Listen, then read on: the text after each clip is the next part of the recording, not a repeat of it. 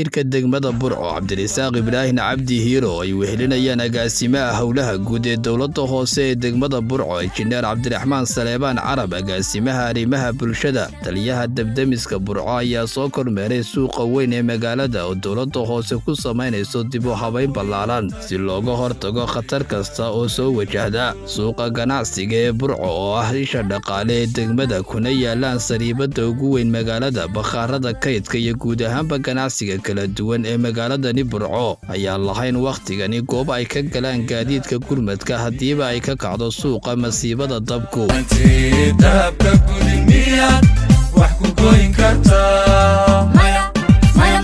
agaasimaha howlaha guud ee dawladda hoose ee degmada Burco Injineer Cabdiraxmaan Saleebaan Carab iyo agaasimaha arrimaha bulshada ee dawladda hoose ayaa faahfaahiyay ugu horeyn qorshaha dib loogu hagaajinayo suuqa ganacsiga ee Burco oo ugu horeyso sariibada hilibka oo dawladda hoose ee degmada Burco qaab casri ah u dhisayso waxay maamooyinka ku ganacsada hilibka ama dhammaan dadka hiliblayaasha ay ku qabeen dayac badan qaabka ay u dhisan tahay sariibada ee hore tii annagoo ka duulayna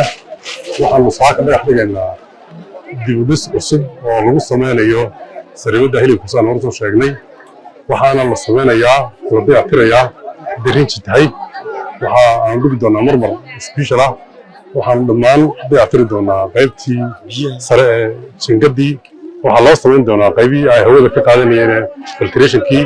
marawaxadahoodii systemkii biyaha haddii ay taangiye cusub tahay iyo haddii ay qasabadii tahayba waxaan ku boorinayaa dadka inay nala shaqeeyaan intaa dibdhiska loo wado sariibada dhammaan dadka ku ganacsan jiray annagoo geyn doono goobo ku habboon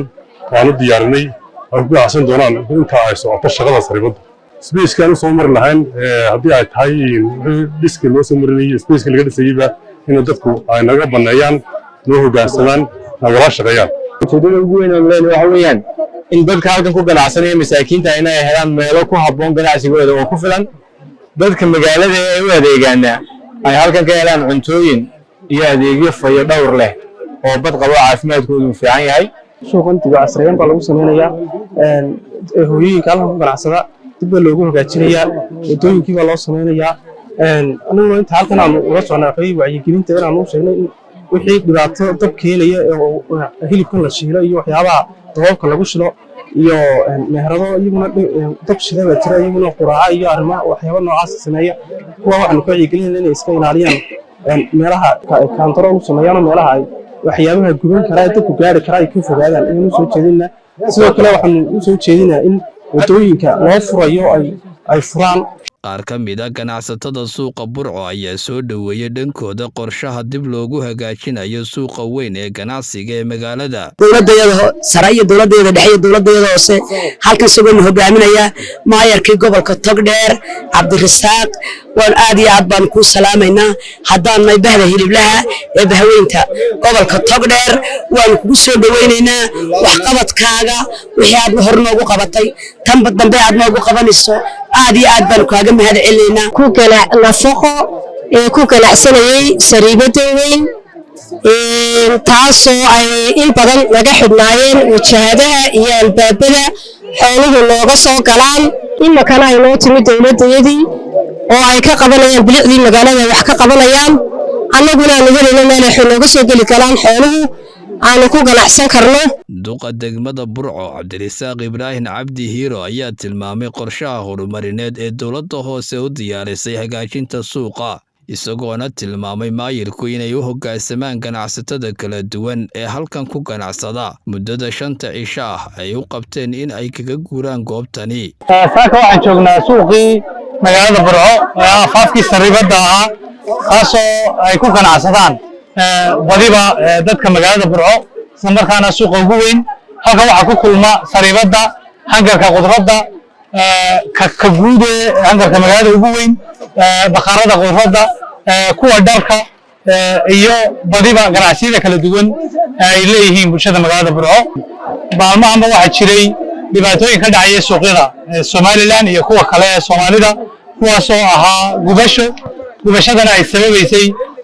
alaabada badan ee meesha isugu timi dayaca ka jira hadduu yahay leyrka iyo wada la'aan haddii xataa gubto in loo gurmo waayo waxaa jira suuqa dhexdiisa in hataa wax lagu kariyo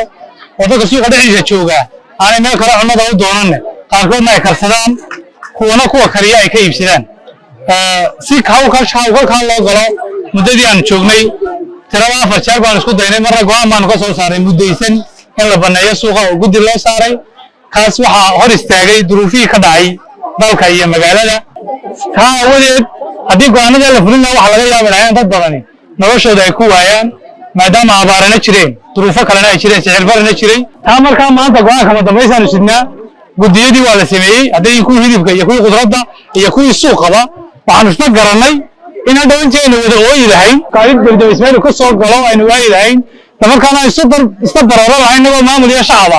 inkaynu runta isu sheegno waxaan leenahay sariibada hiliblayaasha ku ganacsada ee guddoomiyahoodu ka yahay iskaashatada samaystay iyo hooyooyinka halka jooga waa laydiin hagaajinaya leer baa laydinku samaynaya biyaa laydinku samaynaya waa laydinka hagaajinaya bulaacadda meel ay ilays ka soo galaan loo samaynaya kadibnadana waa la banaynaya idinka idinku xidhan tahay idina annaga inagu xidhan tahay meeshii laydin geenaya waa diyaar 5 bisha halkaa in lagu iidin maayo wixii ka bilaabma halkaa sariibada gudaheeda maadaama bisha bil iyo bar la dayactirayo oo dib loo dhisayo sariibada halkaa 5 bisha ugu dambaysa waa qodob qolada xagarka sariibada khudraddaana go'aan baa iyo kan inoo yaalla inay isku hagaajiyaan 5 bisha inta ka horeysa qolyaha halkan jooga muxuu ahaa weli go'aankoodii lama hayo intaynaan gacan isula tegin oo aynaan inagu isfurfurin inaa go'aankiinii keentaan bishan intaanay dhammaanin 5 bisha halkan gawaadhi baa maraysa gawaadhidii ciidda sariibada ku rogaysay baa maraysa kuwii dhagaxa ku rogaya baa sameyn maraya dadkii ka shaqaynaya baa maraya waddo halkan waxaa martay 16 mitir waddo 16 mitir maanta halkan laba qof isku dhaafi waayo waa iga bannee laga suurtagali mayso marka walaalayaal daan wada shaqayno